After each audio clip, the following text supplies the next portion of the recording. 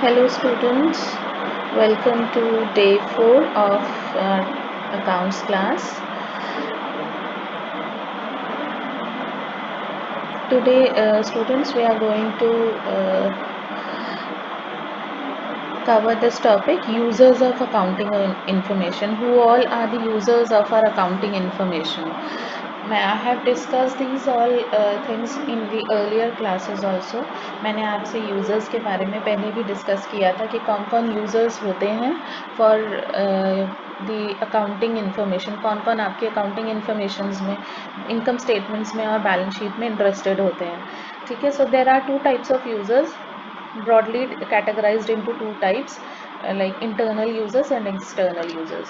Now who all are internal users? Internal users can be owners, management, employees and workers, right? So owners, management, employees or workers can be your internal users. Now internal users, ये जो owners, management या employees होते हैं, ये क्यों interested होते हैं आपकी कंपनी की financial statements में?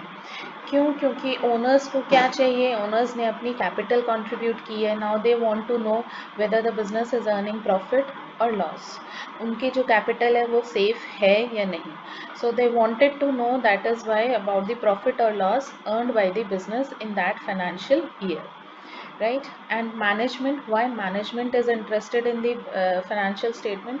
Because management has to take many important decisions that are based on those accounting informations.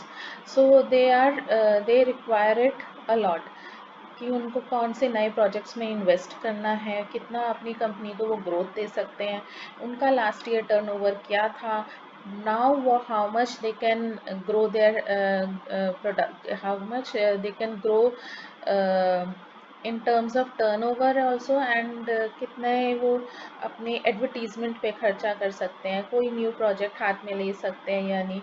और there are n number of things, management has to take important decisions, or for those important decisions they want these financial statements, right? So now third are employees and workers. Now why employees and workers are interested in the balance sheet of the company? क्यों interested होते हैं? क्यों? क्योंकि they want their bonus at the year end. वो they also want to know whether they are being paid well or not. उनके PF में जो employees provident fund है या जो इंश्योरेंस उनको कंपनी की तरफ से दिया जा रहा है, whether they are being paid properly और नॉट. ये सब चीज़ें, जो उनके पीएफ में कंपनी कितना इन्वेस्ट कर रही है, ये सारी चीज़ें उनको उनकी फाइनेंशियल स्टेटमेंट से पता चलती हैं. So that is why they are also interested in the financial statements of the company. सो ये तो हो गई इंटरनल यूजर्स की बात. Now who all are the external users? Now why external users are interested in the financial statements of the company? One is banks and financial institutions. Why banks are interested? मैंने पहले भी बताया था. Why banks are always interested in your financial statements? Because bank से आपको loan चाहिए. अगर वो आपको लोन कब देगा? When they are satisfied about your credit worthiness, about your performance.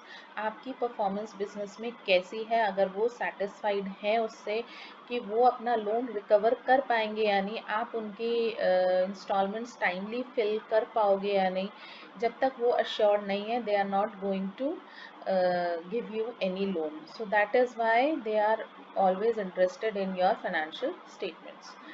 So, and second is investors and potential investors. Investors, obviously, again, they are investing their money, and from their money you are going to earn. They, from their investment you are going to grow your business.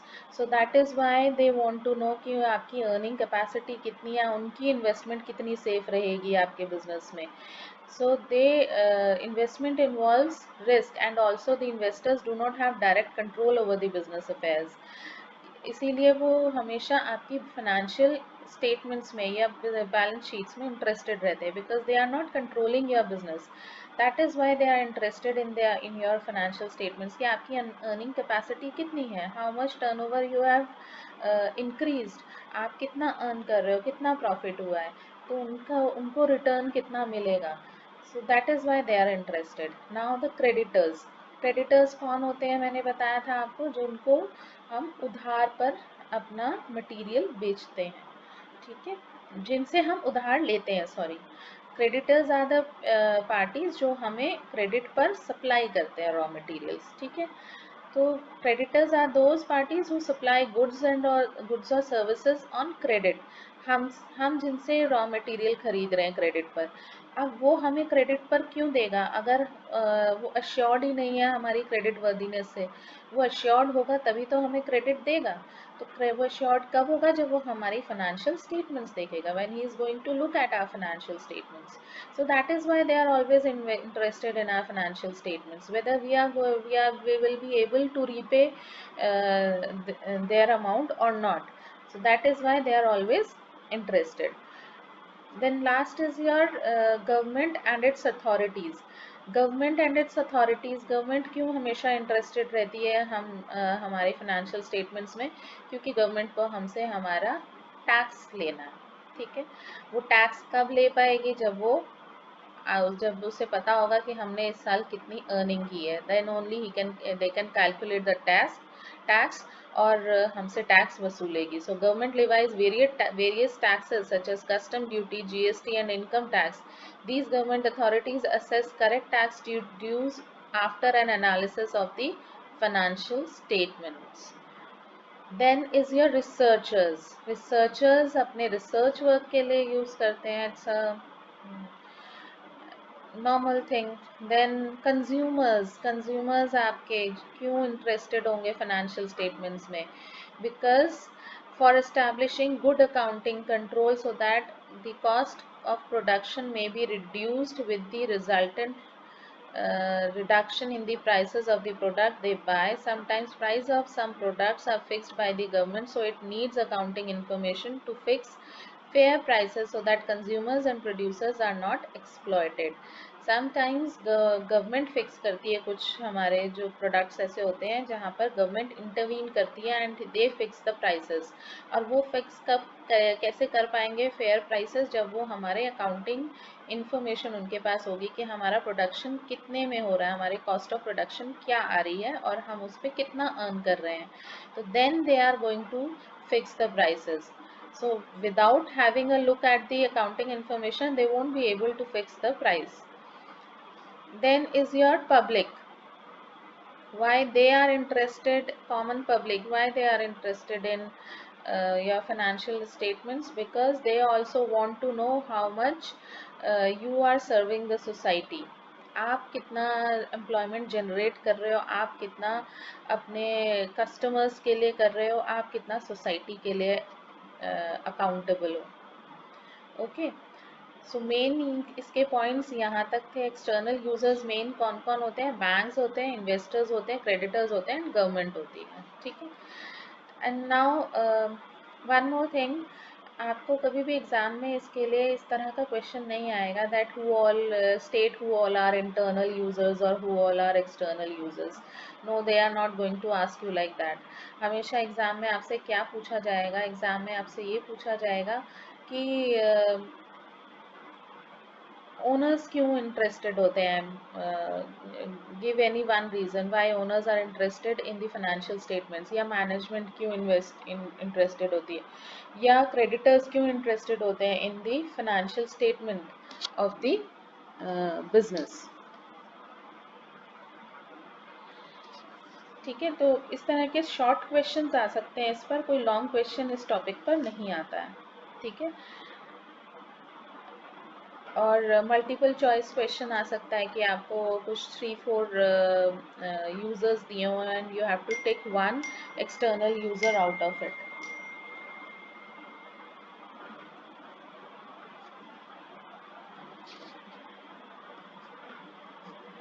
Okay, then is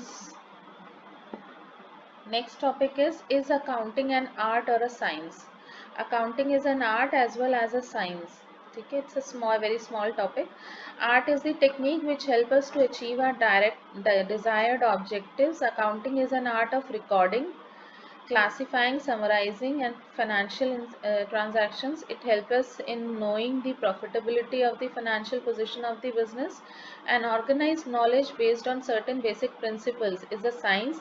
So accounting is also a science, as it is an organized knowledge based on certain basic principles, which means that accounting art भी है as well as it is a science also. art कैसे है? क्योंकि it is an art of recording.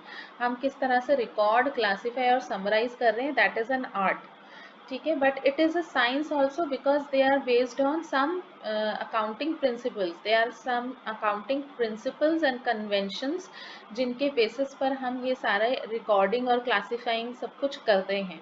तो because it is based on principles, that is why it is a science also. So accounting is science as well as an art as well as a science. Right, then next topic is systems of accounting. Broadly there are two systems of accounting, double entry system and single entry system. Right, so अभी के लिए आप सिर्फ इतना समझो, this is not a very important topic, क्योंकि ये double entry system या सिंगल एंट्री सिस्टम ये हम आगे समझेंगे और डिटेल में समझेंगे क्या है ये. राइट नाउ अगर मैं इसको बहुत डिटेल में लेके जाऊंगी तो अभी आपके समझ में कुछ नहीं आएगा.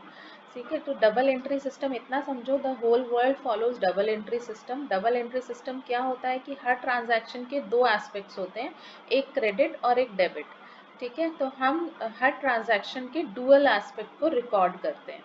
ठीक है, दोनों एस्पेक्ट्स को रिकॉर्ड करते हैं. डेबिट भी रिकॉर्ड होता है, क्रेडिट भी रिकॉर्ड होता है हर ट्रांजैक्शन का. ठीक है, जैसे कि हमने कोई कैश परचेजेस की या कैश सेल्स की, तो गुड्स जो रिसीव किए और कैश गया. ठीक है, दो एस्पेक्ट हुए. अगर हमने कैश परचेजेस किए तो गुड्स रिसीव हुए हमारे पास और कैश हमारे पास से गया. और अगर हमने क्रेडिट परचेजेस किए तो हमारे पास गुड्स आए और हमारे क्रेडिटर्स बढ़ गए. ठीक है, तो हर ट्रांजैक्शन के दो एस्पेक्ट्स होते हैं, that is called as double entry system. Single entry system होता है कि हर ट्रांजैक्शन को हमने हाफ रिकॉर्ड किया. एक जैसे पुराने ज़माने में हुआ करता था कि हमने कैश परचेजेस की तो हमने लिख दिया सिर्फ परचेज किया या कैश गया हमारे पास से. क्यों गया, किस लिए गया, कोई एक्सप्लेनेशन नहीं है. That is known as single entry system. Right, so now there is no need to write all these in your registers. If you are having your TS Grewal, these are very much given in your TS Grewal. You can read it from there, give a thorough reading. I'll be uploading some MCQs and very short answer type questions also from TS Grewal only for those students who are not having TS Grewal. अगर आपके पास है then it is okay, अगर नहीं है तो I'll be uploading the pages. उनको आप please thoroughly go through कीजिए. They are all given with the answers. तो उसी तरह के क्वेश्चन ज़्यादातर इस चैप्टर में से पूछे जाते हैं. Long question very rare comes from this chapter. ये चैप्टर इतना ही था, हमारा फिनिश हो चुका है. ठीक है, तो I will be uploading some higher order thinking skills, then multiple choice questions and some very short answer type questions. Please go through them, read them 3-4 times. ठीक है, so that your concepts gets clear. अगर अभी से concepts clear नहीं करोगे तो आगे जाके दिक्कत हो जाएगी. अकाउंट्स concept based subject है, concepts आपके clear होने चाहिए. ठीक है, so I request everyone to go through those questions at least 3 to 4 times. I am not asking you to rectify them, but go through them thoroughly. Okay, all the best. Goodbye.